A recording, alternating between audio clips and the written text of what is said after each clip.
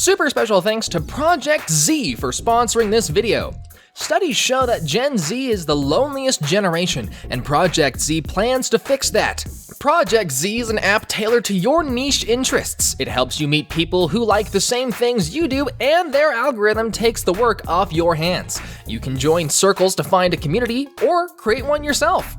You can react to other people's posts, and roleplay is super popular on this app. Not only that, but Project Z's operation team is always on standby to act on any flagged content. They're dedicated to making sure the communities are safe for younger users.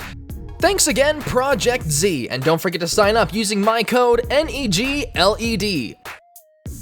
You know, it's surprising how many times I'll pick up Japanese volumes just because I think it looks cool or because I see the artwork inside and I'm like, wow, that's some really good artwork. And then suddenly it's like, hey, it's being localized to English. And I'm like, oh, I mean, awesome, but like, I already got it now. And because this is being localized in English, I figured, hey, video. The story revolves around Funatsugi, a middle schooler with this one girl who is totally into him. This is Mitsuhara, a high schooler. And as you could have guessed, she's hungry. And while sitting around in class, there just so happens to be a giant monster that no one except Funatsugi can see. The monster asks Funatsugi if it can shred him up to bring out the flavor, but it never actually touches him, and Funatsugi does everything in his power to ignore its existence.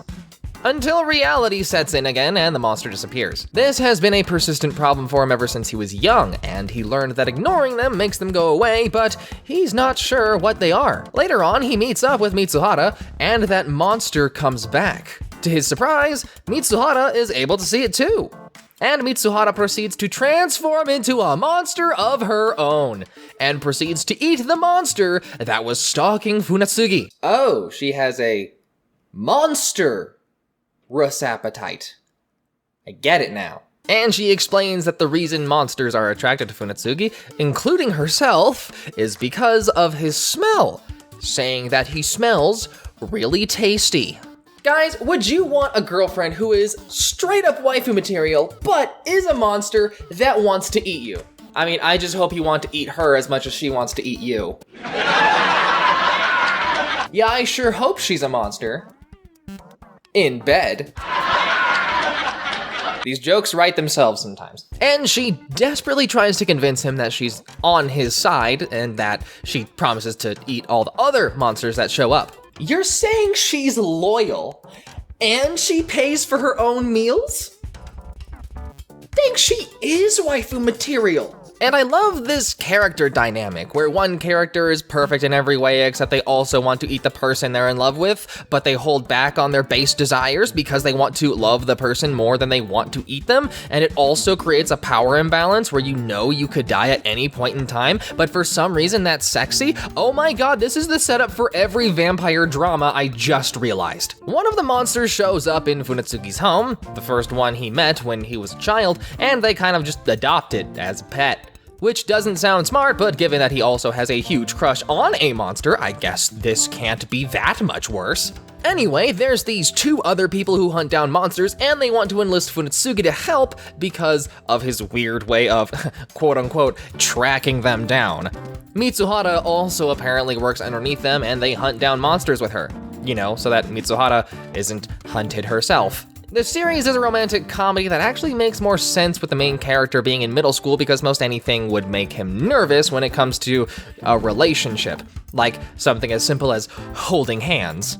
The setup for the boy who is an incompetent virgin and is flustered all the time actually works better in this scenario. Even though we've seen it 1,000 times, him being younger, around middle school, makes it feel a lot more wholesome. It's the small and simple things that get him worked up. And it's not weird since their ages are really close.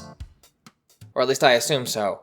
They just said Mitsuhara is a high schooler. I'm not actually sure how old she is. She's a monster. Hang on. And both of them getting equally flustered for each other makes it doubly wholesome. And it's coupled with them hunting down monsters with a gorgeous art style, so it also delivers with spectacles from time to time. Even though it does recycle the same material from all the romantic comedies because you just can't go wrong with a massive pair of breasts. But both of them are new to dating and experiencing new things together, and talking about how they've always wanted to try something like this brings it right back around to being wholesome again. And through Funetsugi's eyes, it humanizes Mitsuhara before ripping it away from you. And it shows you how Mitsuhara wanting to live a life like a human would is always slightly out of reach for her. So the chapters usually center around a new kind of monster and how they figure out how to defeat it. Like how there's a monster that will alter your memory and will have you think that you've been friends with them for your entire life, but you haven't, and they slowly sap away your existence. Kind of like that one Rick and Morty episode. And every time they punch you in the gut as you slowly learn how difficult it is for Mitsuhara to be human, and how no one can ever truly see her as such, and seeing how Funetsugi still accepts her for the way she is and comforts her about her insecurities and tells her that she's more human than she thinks she is just... Hold on, give me a moment. Or like how, because Funetsugi learns to see the humanity in these monsters instead of killing the monster that's sapping away his existence, he instead befriends it, because he knows that it's been living a lonely life. And I'm sorry, give me another moment. This manga is good. Oh jeez, this is only the second volume. Anyway, the supervisor they work under ends up being a very chaotic force that pushes them into dangerous situations, and I only mention it because I really like the face she makes in this panel while she's driving a car, and I wanted to include it in this video so you could also see the face she makes in this panel. Over time, they start hinting at the possibly strained relationship Funetsugi has with his family, explaining why he lives in his house alone and why he chooses to stay while his parents went away. He explains to Mitsuhara, ignore the maid outfit, he explains that his mom disappeared a long while ago. His dad wanted to move, but Funetsugi just couldn't leave. But when a massive monster, something unbelievably huge, starts turning the people into vegetation in order to create a nest, Funetsugi has to come to the realization that his very presence brings danger to those around him, including their supervisor. Now, just by reading the story, you can tell that it's all going to work out in the end. The point of this arc is for Funetsugi to grow and reflect upon himself. Mitsuhara does what she does best, and eats the monster, saving everyone, including the supervisor. With the monster gone, everything it consumed started returning, including everything that disappeared, and Funetsugi finds an odd cube, and it unlocks a forgotten memory of Funetsugi's mother implanting a seedling inside him before being taken away herself. He goes and explains the situation, and they explain to him that the cube is a device used for sealing away someone's memories, which means Funetsugi's mother is hiding something. But they can't really focus on that now because Mitsuhara used too much energy fighting the big monster, and now she can't control her ability to transform. Their supervisor sends them to Izumo to search for an energy source that can turn Mitsuhara back to normal, the place where these monsters first appeared. The only problem is that since Izumo is the heart of where these monsters came from, there's still a lot of them around, and this strange bunny monster attacks them on sight. And of course, she's there for Funetsugi. She doesn't really get far because the monster that can make people disappear, the one that they made friends with, it turns out she was assigned to accompany them since Mitsuhara isn't capable of protecting herself. On the beach, they find a nest that housed monsters, and inside they find this massive mound of flesh.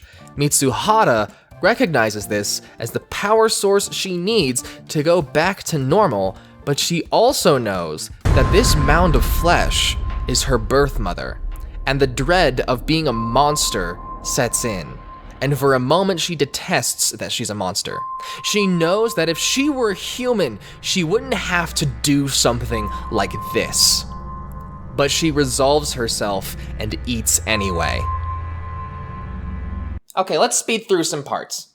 They fight that one bunny girl and end up winning. Funatsugi is slowly learning the power of the seedling his mother put in him. It's still pretty nebulous about what he can do, but it looks like they're building up to something. And then the monsters of the island descend on them and tell them that they've been searching for Mitsuhara. They explain that Mitsuhara is actually part of their group of monsters, and they want Mitsuhara to stay with them on the island. But Mitsuhara fell in love with Funatsugi, so she finally has to make the decision of what life she commits to, that of a human or that of a monster. And it's hard to tell what the message is, but I think it's a fair interpretation that one of the most human things someone can do is to love someone else. And Mitsuhara realizes that whenever she feels hungry, it's really her love for Funatsugi welling up inside of her, and she doesn't actually know how to deal with it, so it just comes out as her wanting to eat him. It's how her weird monstrous body would cope with not comprehending her own feelings. And she decides to stop wasting time and finally kiss him. They make it back home from the island, and then one of the supervisors tell Funatsugi that they think his mother is actually alive. They found a monster that splits people apart and holds their body in suspended animation, frozen in time, and in order to help locate his mom, they get the bunny girl from Izumo Island. They literally shipped her in a box to get her there. Man, this mangaka has some serious kinks. The weird bunny girl finds the nest and rips open a tear in space-time, or something. After exploring inside, they find a massive monster, and then a bunch of locals show up, who don't really do much other than explain that Funatsugi's mom was split up into several pieces. Even one of them fused with some of the pieces of his mom and holds part of her memories. Yeah, this chapter got weird. And when the box holding his mother's hand starts shaking for just a moment, he gets to see his mother one more time, and he can barely get the words out. Overcome with feeling and wanting to say everything, he ends up not really saying anything at all, before his mom can no longer hold her form and disappears again. And all the pieces of his mom are combined, but she remains in the giant shape she is. There isn't any way to truly return Funatsugi's mother to her true form, but Funatsugi copes with this, knowing that he won't get to find out the real reason why his mom put that seedling in him. He's nonetheless grateful, because without the seedling, he wouldn't have met all the people he's grown so close to. And he decides that's good enough for him. And he even decides to move out of his house. He's moved past his mother's disappearance and is ready to continue his life, no longer stuck in the past. There are some parts I didn't dive into, like how that big monster that was sort of like Funatsugi's mom was actually also a god to the local people of that little nest that they lived in. And that one local who kind of melded with his mom, like a small sliver of his mom, was actually like the leader of the locals, also keeping his mom alive in a sense. It's confusing, and it's actually kind of deep. There's a lot of deeper meaning behind that, but it's not necessary to know that in order to understand the story. Anyway, I was surprised at how this series ended. It wasn't happy, but at the same time, it was happy. Both Funatsugi and Mitsuhara grew into the people they needed to be in their own ways, and they grew together. This story is so incredibly dense that it's just a blast to read every volume, and it only spans 6 volumes. And seeing how vulnerable these characters felt and seeing how they grew past their problems was not only satisfying, but carries such deep meaning that this became one of my favorite mangas very fast. Exploring what it truly means to be human, exploring moving past your trauma, pursuing a life not stuck in the past, relying on someone else to help you through your problems.